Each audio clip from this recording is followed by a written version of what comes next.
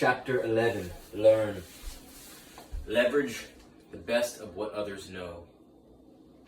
The year 1642 began with the death of Galileo Galilei, the father of observational astronomy. It ended with the premature birth of Isaac Newton on Christmas Day. Born weighing just 3 pounds, Newton was described by his mother as small enough to fit in a quart pot. He was expected to live only a few days. Instead, he went on to study at Trinity College, Cambridge, and to author what became known as Philosophiae Naturalis Principia Mathematica, or often just Principia for short. Among other contributions, this extraordinary document codified the 3 laws of motion, as well as the law of universal gravitation, the principles that form the foundation of the entire field of physics. These principles explained how physical objects moved through the world. They described the motion of our planets in our solar system. They were critical in fueling the scientific revolution and the industrial revolutions that followed. It is no exaggeration to say that they changed the world. Without them, we couldn't have built the automobile, invented the jet plane, or put a man on the moon. Of course, Newton's writings didn't offer step-by-step instructions for how to build an automotive engine, a jet plane, or spacecraft. Instead, they offered something more valuable, a set of principles that could later be applied to automotive engineering, aeronautics, space travel, and more. As our lives become increasingly busy, overwhelming, and fast-paced, it's tempting to seek out easy instructions or methods that we can apply to a problem right away without expending much mental energy. This is a mistake. Why? A method may be useful once to solve one specific type of problem. Principles, however, can be applied broadly and repeatedly. At their best, they are universal and timeless. Specific methods, in other words, produce only linear results. If it's residual results we're after, we must look to principles. In fact, the word principia means first principles, fundamental, beginnings, or elements. First principles are like the building blocks of knowledge. Once you understand them correctly, you can apply them hundreds of times. Harrington Emerson, the American efficiency engineer known for pioneering contributions to the field of management, once said, "As to methods, there may be a million and then some, but principles are few." The man who grasps principles can successfully select his own methods. The man who tries methods, ignoring principles, is sure to have trouble. Seek principles. Not all knowledge has lasting value. Some knowledge is useful just once. For example, you memorize a fact for a test and immediately forget the material the moment the test is over. You skim an interesting news article on your phone, but an hour later, your brain has failed to retain a single detail. Your teenager explains how to do something on your computer, but when you try to do it again on your own, the instructions no longer make sense. Other knowledge is useful countless times. When you understand why something happened or how something works, you can apply that knowledge again and again. For example, a student who learns the fundamental principles of any discipline can then easily apply that understanding in a variety of ways over time. An entrepreneur who learns what their customers really want can apply that knowledge to any number of different products and services. A manager who learns how to unify their team can apply the approach with many future teams. A person who understands how to make a decision can make decisions forever. Learning the right thing once is a bargain. A one-time investment of energy up front yields effortless results again and again over time. Find commonalities. Peter Kaufman, editor of Poor Charlie's Almanac, wanted to understand how everything in the world works. Normally, such a lofty goal would be overwhelming, even laughable. Most of us would give up such a quest before it even had begun. So he found a shortcut. Over a 6-month period, he read the condensed interview at the end of every copy of Discover magazine ever published online.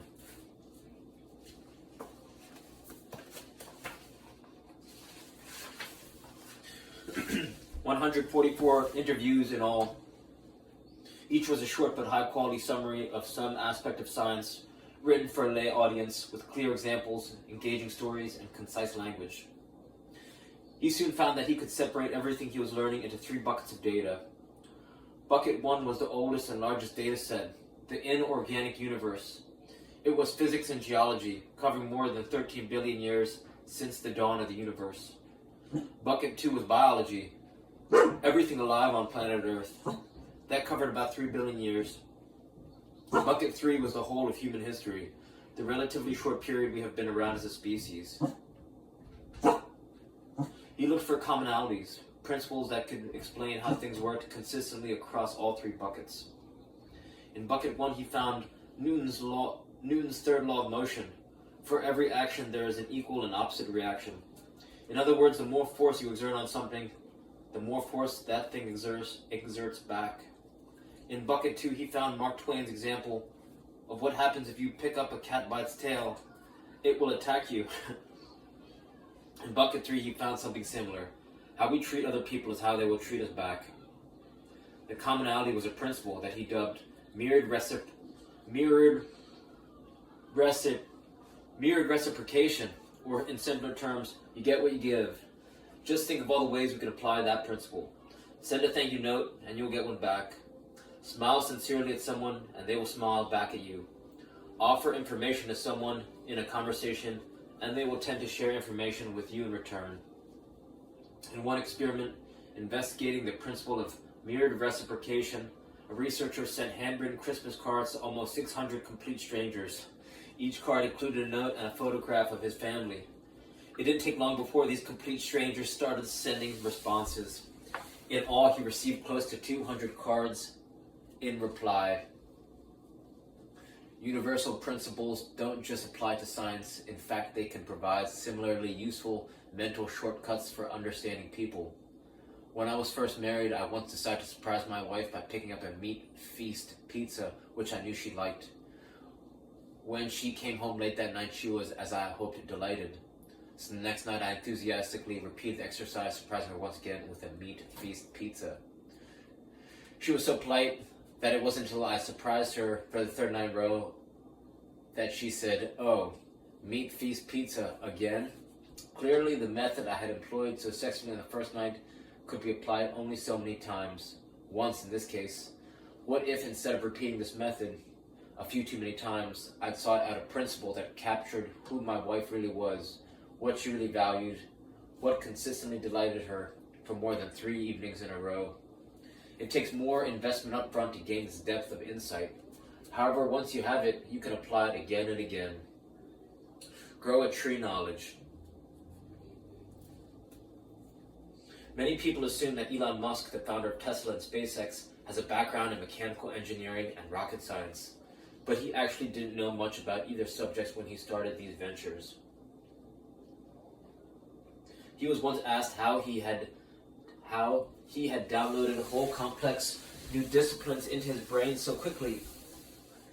I know you've read a lot of books and you hire a lot of smart people and soak up what they know, but you have to acknowledge you seem to have found a way to pack more knowledge into your head than nearly anyone else alive. How are you so good at it? He replied, "It is important to view knowledge as sort of a semantic tree. Make sure you understand the fundamental principles, i.e. the trunk and the big branches, before you get into the leaves, details, or there's nothing for them to hang on." In other words, when we have the solid fundamentals of knowledge, we have somewhere to hang the additional information we learn. We can anchor it in the mental models we already understand. Musk's approach is supported by the science of how we learn. Neuroplasticity is our brain's ability to change, both at the individual and neural level and at the very complex level of learning a new skill, like learning how to make a rocket. Learning something new is often a series of attempts, failures, and adjustments. Neural connections that result in success are reinforced and grow stronger. Like a tree that can support the growth of new branches as it grows thicker and stronger, our brains can now grow connections incorporating than new information into our existing foundation of knowledge. Meanwhile, unproductive connections eventually become weaker and like dead branches break off. This is how Musk's search for the fundamentals, the first principles, has allowed him to revolutionize the energy industry, launch broadband satellites into space, design a system for high-speed hyperloop travel, build a better solar battery, and send a spacecraft to Mars. He is living proof that by understanding things at their most fundamental level, we can apply them in new and surprising ways. Learn the best of what others have already figured out. As vice chairman of Berkshire Hathaway, 96-year-old Charlie Munger is Warren Buffett's right-hand man, but he's also an investing legend in his own right. In the 1960s, 60s, and 70s, Munger ran a firm that achieved returns of over 24% per year. If you invested $100 in Berkshire stock the day Munger came on board, you'd have over $1.8 million today. Most professional investors become experts in financial markets. They study economic forces that drive booms and busts. They learn all there is to know about bonds, bond yields, macroeconomics, and small cap stocks. But Charlie Munger takes a different approach to learning. Isaiah Berlin's original 1953 essay, The Hedgehog and the Fox, revived the saying by the ancient Greek poet Archilochus, "The fox knows many things, but the hedgehog knows one big thing." Jim Collins famously favored the hedgehog's approach to succeeding in the business world, arguing that foxes lack focus and waste their energy.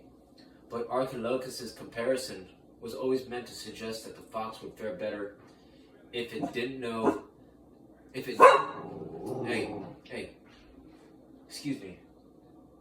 Please don't. Jim Collins famously favored the hedgehog's approach to succeeding in the business world, arguing that foxes lack focus and waste their energy. But Archilochus' comparison was always meant to suggest that the fox would fare better if it didn't simply know many things, but knew how to connect those things together. Munger is a fox who connects many things. Munger's approach to investing and life is a pursuit of what he calls worldly wisdom.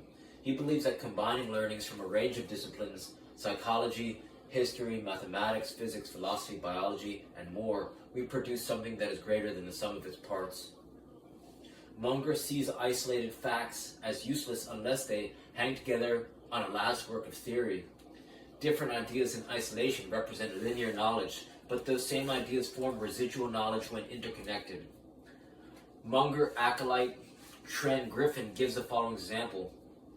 A business raises the price of its product, yet sells more of that product. This does not make sense if you consider only the discipline of economics and its rule of supply and demand. But if you consider the discipline of psychology, you understand that buyers think that a higher price means higher quality and therefore buy more. Often, the most useful knowledge comes from fields other than our own. As researchers from Northwestern University, Kellogg School of Management found in analyzing almost 18 million scientific papers, the best new ideas usually come from combining existing knowledge in one field with an intrusion of unusual combinations from other disciplines. This is why Munger is wise to believe in the discipline of mastering the best that other people have ever figured out. As he puts it, I don't believe in just sitting down and trying to dream it all up yourself. Nobody's that smart. The exchange of ideas across disciplines breeds novelty, and turning the conventional into something novel is often the key to effortless creativity. Not only in science, but in areas ranging from investing to music to making movies.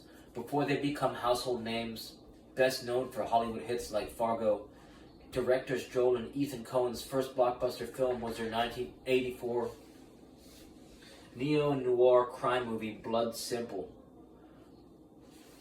Come here, sweetheart. Come here. Come here. Come here.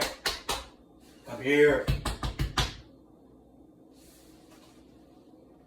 When the brothers first read the screenplay, though, they were concerned that it followed the pattern of a conventional whodunit. So they took out a pair of scissors and cut out each paragraph from each page of the script. They placed each They placed each scrap of paper in a brown paper bag, shook the bag, and tossed the scraps in the air. They then picked the scraps up off the floor, put them back together randomly, and rewrote the script on that basis. Blood Simple became known for its conventional neo-noir crime feel, heightened by unpredictable twists and turns that were unusual for the genre. Northwestern professor Brian Uzi described this approach as taking extreme novelty and embedding it in deep conventionality. How to get the most out of reading. Reading a book is among the most high leverage activities on earth. What's up, Kiki? What are you staring at me for? You want some bread? Reading a book is among the most high leverage activities on earth. For an investment more or less equivalent to the length of a single workday and a few dollars, you could gain access to what the smartest people have already figured out. Reading, that is, reading to really understand, delivers residual results by any estimate. Unfortunately, very few people take advantage of this. The typical American reads, or partially reads, only 4 books a year. More than a quarter of Americans don't read any books at all, and this trend is worsening. To get the most out of your reading, I recommend the following principles. Use the Lindy effect.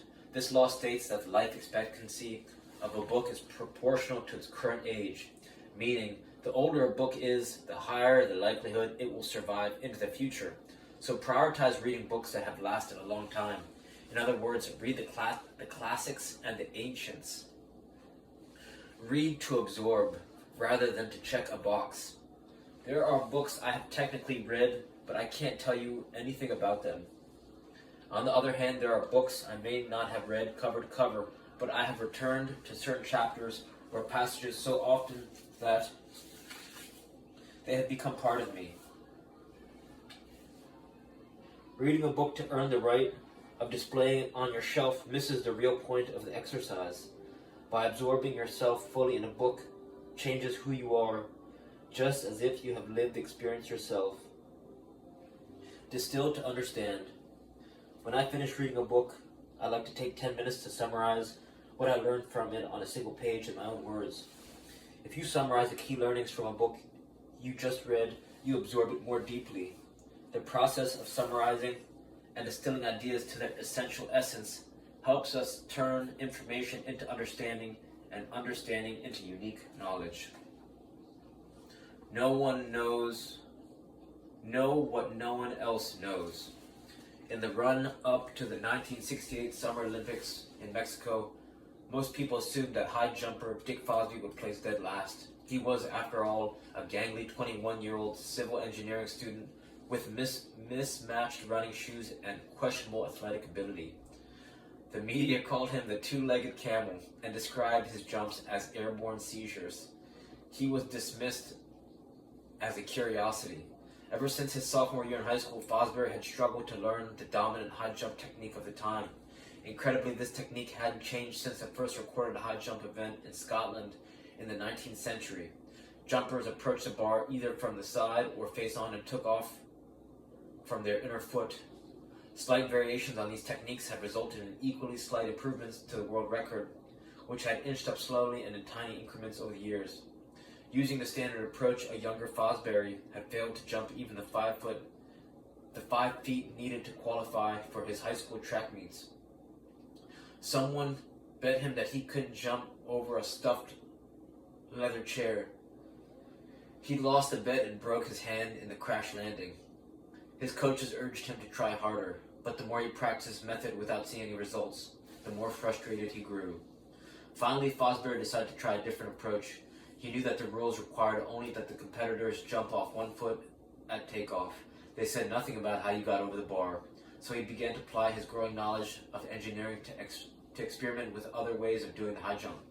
One such experiment involved approaching the bar backward, head first, curving his body over the bar and kicking his legs up in the air at the end, like a parabola. Critics were not impressed. One newspaper captioned Fosbury's photograph, "World's Laziest High Jumper." Another headline declared, "Fosbury flops over bar." All the while Fosbury sharpened his technique, he knew J-shaped approach gave him more speed. He began rotating his hips in the final steps and taking off from his outer rather than inner foot so that his body arched over the bar. He faced up and knew his center of gravity was underneath. Fosbury had used all that he knew about physical science to create a mechanical advantage, and it worked. In the world of high jumping, there is before October 20th, 1968, and there is after. Fosbury won gold that day in Mexico Olympics, stunning the crowd with what had now been non-derisively dubbed the Fosbury flop. Before him, no Olympic jumper had faced skyward. After him, all world record holders did. The power of the Fosbury flop technique lay not only in its solid mechanical foundation, but in its uniqueness. It was so different from what others had been doing for decades that it caused a hockey stick-shaped spike in high jump world records. Who knows how long such progress would otherwise have taken with only incremental advances in technique. Fosbury achieved the dream harbored by every serious athlete. He transformed his sport forever. Being good at what nobody is doing is better than being great at what everybody's doing. But being an expert in something nobody is doing is exponentially more valuable. To reap the residual results of knowledge, the first step is to leverage what others know. But the ultimate goal is to identify knowledge that is unique to you and build on it. Is there something that seems hard for other people but easy for you? Something that draws on what you already know, making it easier to continuously learn and grow your competence? That is an opportunity for you to create unique knowledge. Knowledge may open the door to an opportunity, but unique knowledge produces perpetual opportunities. You gain credibility. People come to you. Opportunities come to you. You gain incredible leverage when you are among the only people with that precise expertise. In other words, once you develop a reputation for knowing what no one else knows, opportunities flow to you for years. For example, an entrepreneur with a great reputation will have an investor capital flow to them again and again. A speaker with a great reputation will be offered more bookings than they can possibly accept. A teacher with a great reputation will have students lining up to take their class semester after semester. A lawyer with a great reputation will have their pick of cases. A photojournalist with a great reputation will be sent on the best assignments all over the world. It happened to me with Essentialism. I wrote the book once, but readers reached out to me on a daily basis still. Gaining unique knowledge takes time, dedication, and effort, but invest in it once and you'll attract opportunities for the rest of your life.